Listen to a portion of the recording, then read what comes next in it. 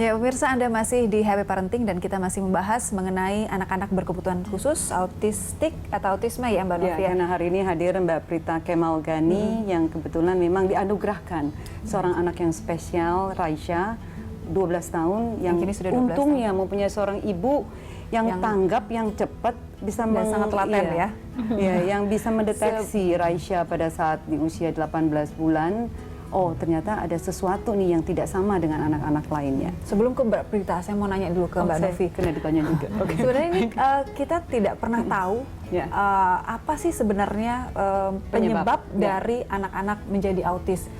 Menurut Mbak Novi ini seperti apa sih? Apa sebenarnya sih itu masih menjadi perdebatan sih. Sampai sekarang para ahli dokter maupun yang berkecimpung di dunia anak ini masih pro dan kontra. Ada yang mengatakan bahwa itu karena makanan, ada yang mengatakan karena genetik, ada yang mengatakan karena ya tadi makanan, karena ada yang tadi glutennya free, dia harus gluten free, dia harus makanan yang tidak boleh tercemar dengan berpengawet. Iya, yang berpengawet, yang kaleng-kaleng atau yang glukosa terlalu tinggi. Ada juga yang mengatakan karena lahirnya prematur. Ada juga yang mengatakan karena ibunya tidak menjaga diri dengan baik sehingga kena virus pada saat proses kehamilan. Tapi itu semuanya masih pro dan kontra. Kalau menurut saya, kalau sampai kita dianugerahkan seorang anak yang berkebutuhan khusus, karena dia khusus, dia spesial, nggak perlu terlalu dipikirin sebenarnya apa yang menjadi penyebabnya. Tinggal melihat ke depan apa yang harus dilakukan buat anak ini. Saya pikir ada contoh yang luar biasa hari ini. Mbak Prita bisa membagikan pengalaman bagaimana membesarkan seorang anak yang berkebutuhan khusus, Raisya, autistik di sini. Aku pengen tanya Mbak, perasaannya sih Mbak pada saat proses itu kan nggak mudah. Seorang ibu sudah punya anak dua yang bisa secara umum dikatakan normal, terus punya seorang Raisya, membesarkan ini kan beda nih Mbak, totally different gitu. Penanganannya beda, ya? Betul. Pasti ada kesulitan untuk belajar, kesulitan untuk mendengar instruksi, kesulitan untuk diberikan visual, kesulitan untuk bisa sosialisasi dan komunikasi. Stres nggak sih Mbak sempet?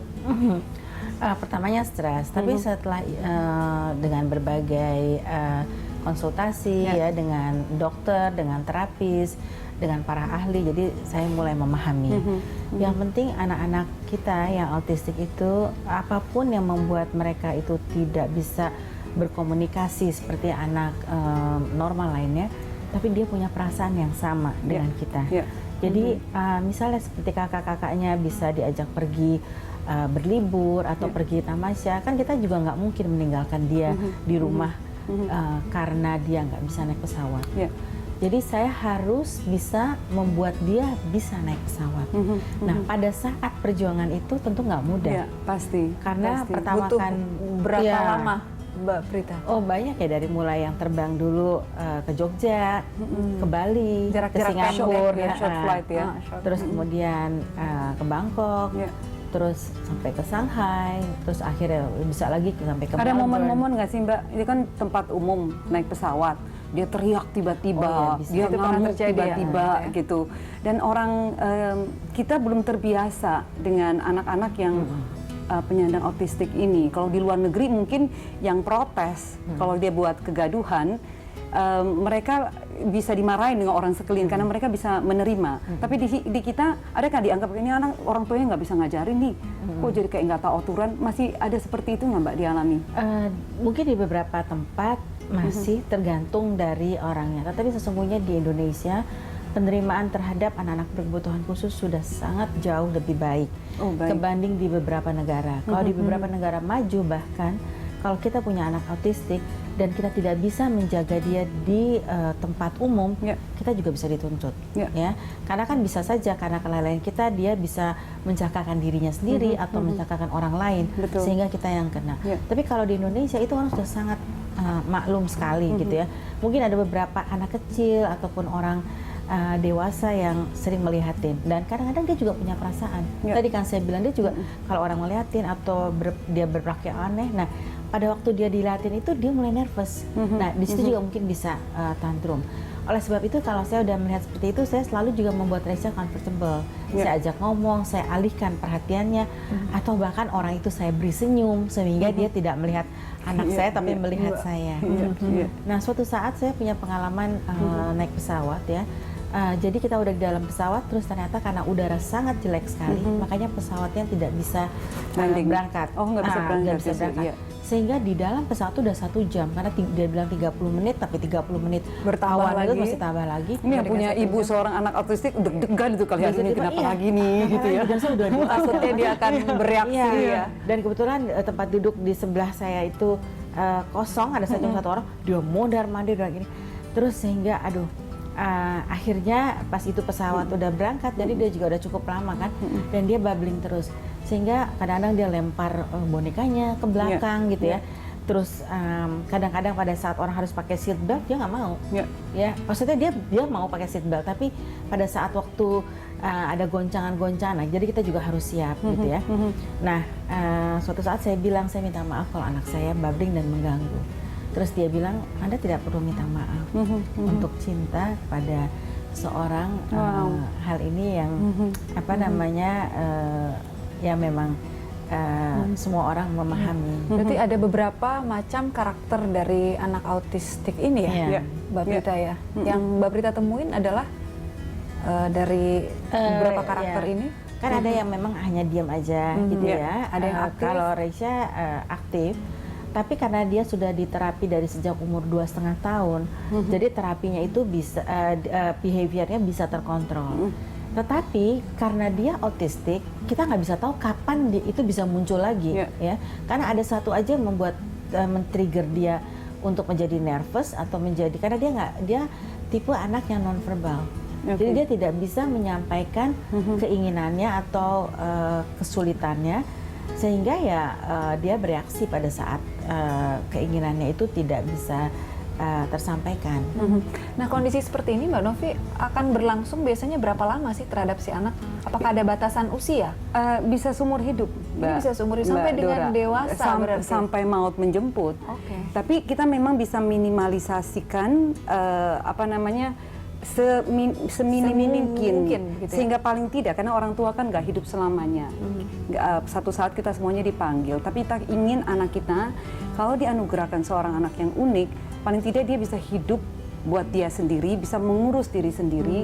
Ini yang kita mau, supaya life skill ini ada sejak dia kecil, jadi tidak dibantu terus. Orang tua pergi gimana? Dan kalau menurut saya, jangan membayangkan bahwa anak nanti 100% terus menjadi normal karena adanya terapi-terapi ini. Tapi membantu dia nantinya supaya lebih baik daripada kondisi yang sekarang. Nah, itu memang butuh orang tua seperti Mbak Prita, jadi belajar banyak ya Mbak. Belajar banyak untuk merubah perilaku kita sendiri, menjadi lebih sabar ya Mbak. Memang udah sabar dari dulu sih. Mbak, kalau ini kan kita melihat kalau Rasya yang dapatnya hyperactivity, yang lebih aktif, hiperaktif gitu. Tapi kalau yang dapat yang tenang Mbak, yang diam, kalau dalam pengalaman Mbak bergaul dengan anak-anak yang memang juga sama mengidap autistik ini, dengan adanya juga Beyond Academy dari CSR, dari LSPR, itu bisa dibagi Mbak pengalamannya? Iya, mungkin kalau anak yang diam, mungkin buat orang tua tidak terlalu misalnya kalau pergi gitu ya, karena dia diam aja, jadi mungkin nggak terlalu mengganggu gitu ya. Tapi yang kemudian yang kedua, kalau diam aja kita juga justru lebih sulit untuk overcome ya. Apakah karena ada anak-anak itu yang mukanya datar aja. Tapi kalau Raisa itu termasuk termasuk anak yang ekspresif. Jadi kita bisa melihat kalau dia senang, kalau dia kesel, kalau dia marah. Jadi banyak, baik dari matanya, dari wajahnya. Ada beberapa anak autistik yang itu semua tidak terlihat. Tetapi bukan berarti dia tidak merasakan, karena kan perasaannya ada. Nah, untuk itu kita sebagai orang tua tuh untuk bisa berkomunikasi dengan mereka, memang kita harus bersamakan frekuensi kita. Jadi kalau kita lagi kalau kita lagi sibuk, kita juga lagi kesel, kita lagi banyak pikiran, pasti nggak nyambung. Jadi kita memang harus konsentrasi. Nah, jadi saya sendiri mengupayakan kalau sesibuk apapun ketika saya pulang di rumah, karena saya kebetulan kerjanya di rumah, jadi kalau saya ada meeting atau ada apa, begitu saya upayakan pekerjaan saya itu selesai sebelum maghrib, sehingga ketika sore saya jumpa dengan Raisya, saya udah bisa main dengan dia sebentar, dan sebelum tidur selalu saya juga bersama-sama dengan dia. Dengan ada berbagai macam karakter anak-anak autistik ini, penanganannya juga berbeda-beda dari masing-masing orang tua ya. Iya. Nah ini memang butuh pertemuan dengan ahlinya untuk bisa menentukan terapi apa yang tepat buat si anak. Iya.